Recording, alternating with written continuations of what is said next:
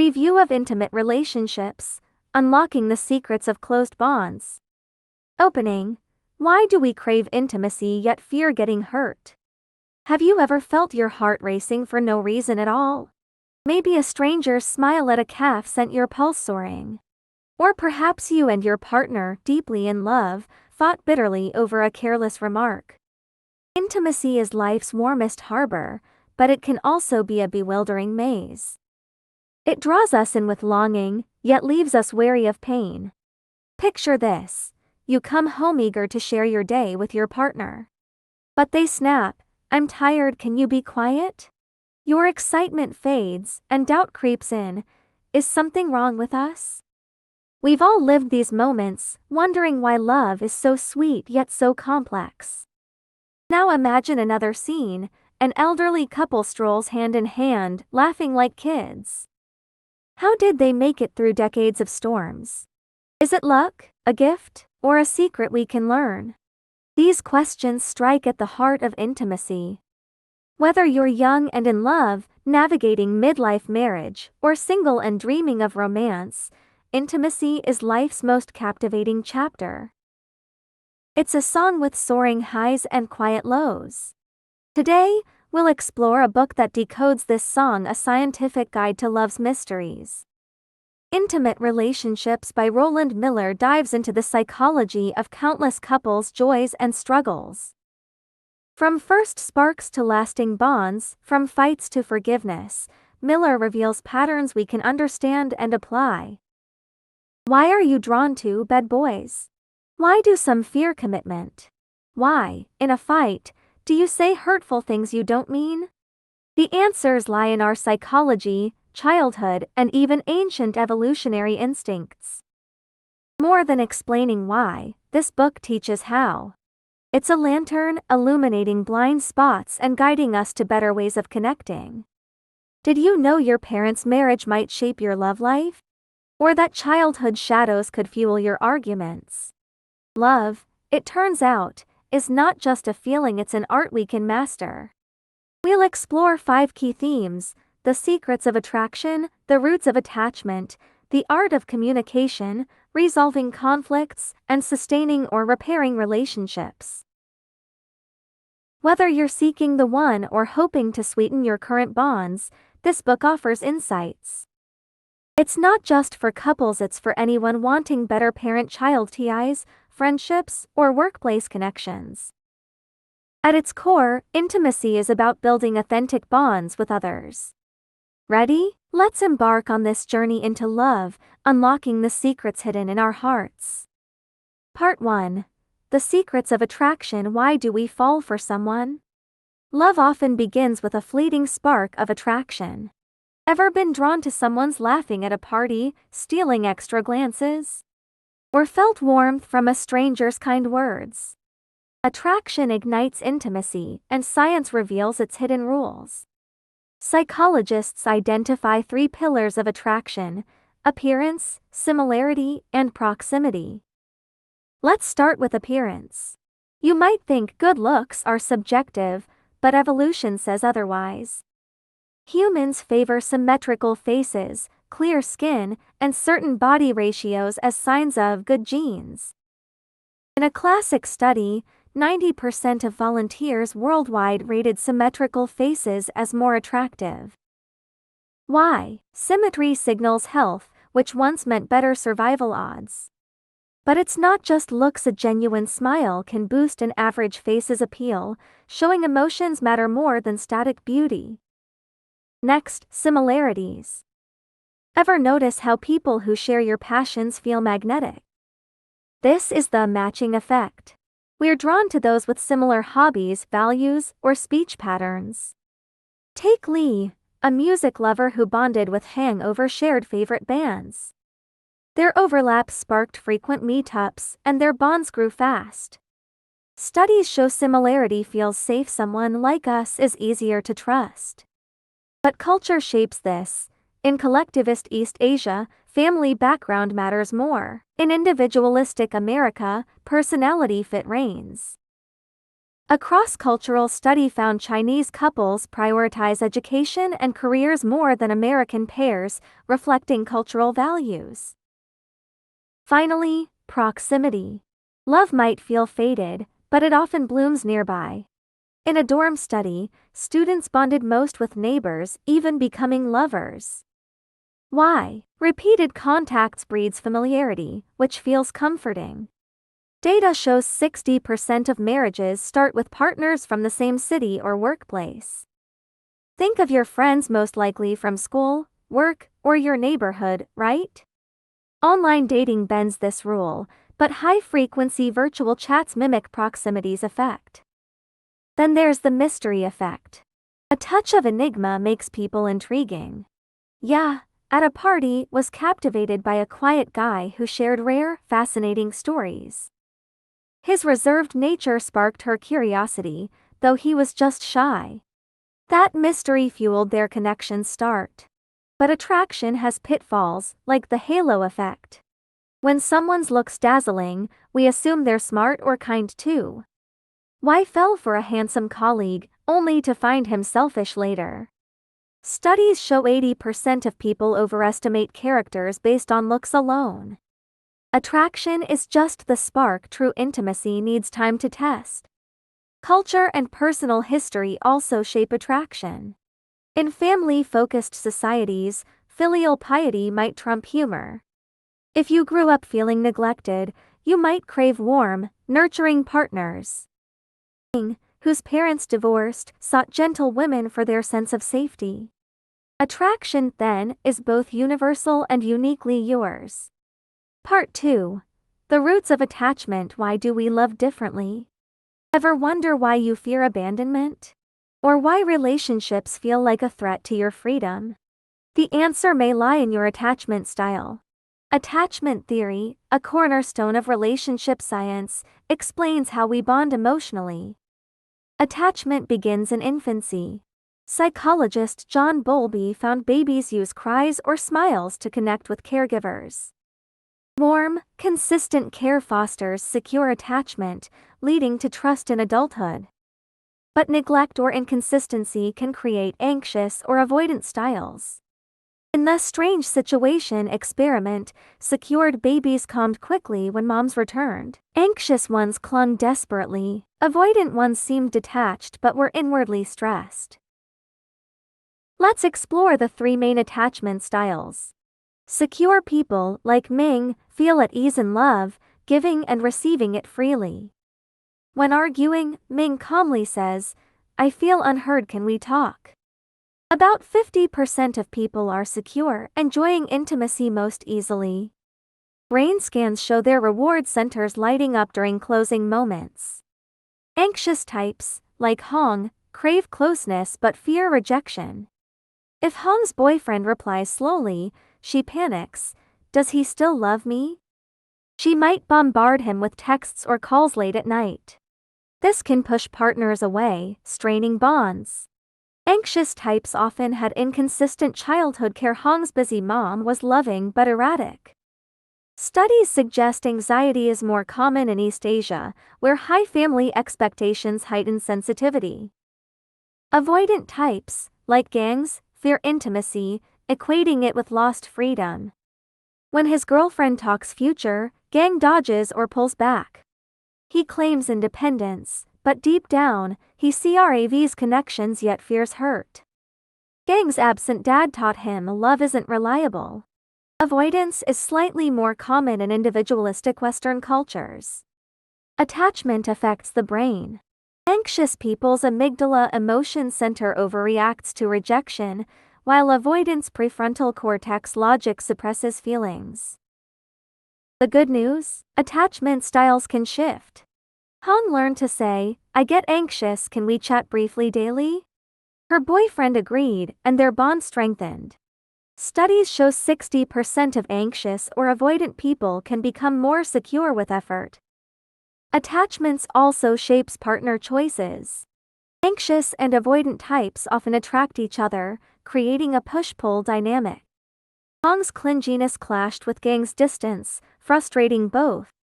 Knowing your partner's style helps manage conflict, like giving avoidance space to feel safe. Curiously, attachment colors childhood memories.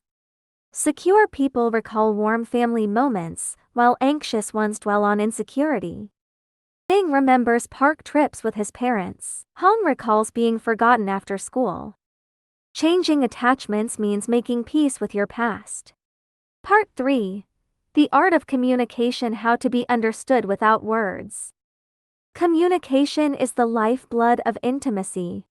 Ever meant to show care but got mistaken for criticism?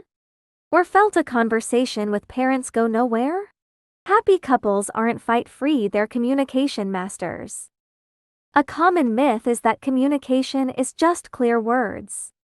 But it's really about making your partner feel heard. Lin, arguing with his girlfriend, said, "I'm exhausted, stop nagging." She heard rejection, not fatigue, and got angrier. Psychologist John Gottman found 70% of good communication is emotional, not verbal. This applies to parent-child talks too. Y felt controlled when her mom insisted, "Do it my way." So, how do you communicate love? First, listen. Listening isn't waiting your turn, it's understanding. In a study, couples who only listened, no replying, felt more satisfied than those debating. Being heard feels validating. Try this: when your partner vents, look them in the eye, nod, and say, "I get it, you're exhausted." It works with family. Gang listened to his dad's retirement plans without interrupting, earning, "You've grown up." Second, express feelings. Saying "you're so selfish" sparks defensiveness. Instead, use I statements. "I feel lonely when we don't eat together." Lee swapped "You're always working" for "I miss you, can we walk this weekend?" His wife planned a date, not a fight. I statements cut conflict escalation by 30%, studies show. Third, nonverbal cues. Your tone, expression, and posture speak volumes. Happy couples unconsciously mirror each other, smiling or leaning in sync. But crossed arms or eye-rolling signals rejection. In a study, 80% of viewers judged relationship quality from body language alone. So, relax, smile, and keep an open posture. Eye contact is a nonverbal gem. It activates mirror neurons, fostering closeness. Hong, in a long-distance relationship, stared into the camera, making her boyfriend feel, "It's just us two." But culture matters. Direct eye contact with elders in East Asia may seem rude, while in the West, avoiding it feels dishonest. Communication varies by audience. With partners, prioritize emotions. With parents, patience is key. Y used to find her dad's old stories dull but asked, "What was that like?" They bonded more than ever. Studies say cross-generational talks thrive on shared topics, even just listening to memories. Beware Gottman's 4 horse: criticism, contempt, defensiveness, and stonewalling. Contempted, like sneering, "You're hopeless," poisons bonds. If contempt exceeds 10% of talks, divorce odds hit 90%. Pause, breathe, and rephrase. Turn "you never help" into "I'm swamped, can we share chores?" Part 4. Resolving conflict: can fights strengthen bonds? Conflict is inevitable in intimacy. You might think happy couples never fight, but it's how they handle conflict that matters. Conflicts come in 3 types: emotional, practical, and values-based.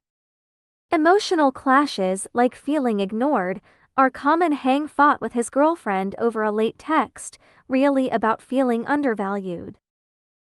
Practical conflicts involve resources, like money or time. Y and her husband debated car versus house purchases. Values conflicts, like wanting kids versus staying child-free, are toughest. Studies say 69% of couple conflicts are perpetual, rooted in unresolvable differences. How to handle conflict. Start with a soft launch. The first 3 minutes set the tone. Saying, You forgot the groceries again. Invites pushback. Try. The fridge is empty, wanna shop together? Hang stopped griping about spending and said, saving makes me feel secure, what do you think? His girlfriend discussed budgets calmly. Soft launches de-escalate 60% of conflicts early, per study. Next, use repair attempts. Mid-fight, hit pause with humor or kindness like, am I too heated? Let's grab water. Gottman found happy couples excelling at this. Ben's wife, mid-argument, suggested, I'm starving, let's eat first. They laughed, and tension eased. Gang plays his girlfriend's favorite song during spats, signaling care. Then, compromise. It's not surrendering but finding win-win solutions. Identify core needs versus flexible parts. Hang needed security. His girlfriend wanted freedom. They agreed to save some money and spend the rest freely. Compromising couples report 25% higher satisfaction. Taking turns prioritizing needs to avoid resentment. Avoid emotional flooding. When anger blinds you, communication fails. Couples who often flood have relationships lasting just 7 years on average. Pause for 20 minutes, say, I need 10 to cool off. This cuts escalation by 80%. Tailoring strategies to conflict types. For emotional clashes, listening and soothing, hugging and saying, I care about your feelings. For practical disputes, negotiating, like making a budget. For values conflicts, agree to differ why and her husband tested pet parenting before deciding on kids. Part 5. Sustaining and repairing, how to make love last. The ultimate challenge is keeping love vibrant over time. The 7-year itch feels real, but lasting bonds come from effort, not chance. Gottman's 5-1 rule says happy couples have 5 positive interactions per -1. A compliment, hug, or shared meal counts. Lynn and his wife share 3 happy moments before bed, softening any daily friction. Positive interactions cut divorce rates by 30%. Even a daily I miss you text boosts satisfaction by 10%. Think of relationships as an emotional bank account. Care and support are deposits. Criticism and neglect are withdrawals. Why mailed medicine and a letter to her sick long-distance boyfriend, building their balance. But too many fights or cold shoulders can bankrupt the account, dropping satisfaction 40% in 3 weeks. Long-term bonds shift from passion racing hearts to attachment steady trust. This 1 to 2 year transition feels like fading love to some. Chang, 3 years in, rekindled sparks by taking a cooking class with his girlfriend. New activities boost brain reward systems, energizing attachments. Crises like betrayal or stress test bonds. Recommitting is key, facing issues honestly and changing. Gang, post-breakup, apologized sincerely and rebuilt trust with his ex. A couple survived infidelity through counseling, with the husband learning to share emotions. 70% of couples who communicate and adapt recover from crises. Forgiveness is a secret weapon. It's not erasing pain but releasing resentment. In a study, those practicing forgiveness had lower blood pressure and anxiety. Hong forgave her boyfriend's lies, finding peace and deeper closeness. Forgiveness activates brain empathy regions, strengthening bonds. Shared growth sustains love. Couples with goals like traveling or learning stay connected. Shang and his girlfriend plan yearly adventures like diving or marathons. Shared goals extend relationships by 20%. Even small acts, like Lynn and his wife's gardening, deepen bonds. To rebuild trust, start small. Gang sent nightly goodnight voicemails post-reunion. A stressed couple reconnected with weekly walks, later launching a business together. Conclusion: love is a worthy adventure. We've traveled far from attraction's spark to attachment's roots, communication's finesse, conflict's wisdom, and love's endurance. Pause and ask, What do I feel in my relationships right now? Maybe it's your partner's hug warming your heart, or a fight teaching you to cherish more, or a solo night sparking hope for future love. Wherever you are, intimacy is life's grandest adventure. Intimate relationships shows love is a choice, not just a gift. Choose to listen over arguing, forgive over resenting, grow over stagnating. Each choice shapes your bond and you. Think of Lynn, Y, and Hang. Their stories weave joy, tears, doubts, and grits. They prove relationships don't need perfection, just care. Like tending a tree, love demands watering, pruning, and weathering storms. But when it towers, every effort shines. Intimacy is also a dialogue with yourself, revealing your vulnerabilities and strengths. Single, in love, or married for years, this book reminds us, love is a journey worth embracing. So, start small today. Put down your phone and truly hear your partner. In a fight, breathe and say, I love you. When down, list 3 things you're grateful for. These seeds will grow in your relationships. The road ahead holds challenges and deeper connections. But love's secret lies in your choices now. May every day bring love's warmth and promise. May every bond become your life's loveliest view. Thank you for joining this journey. May we all find our answers in love.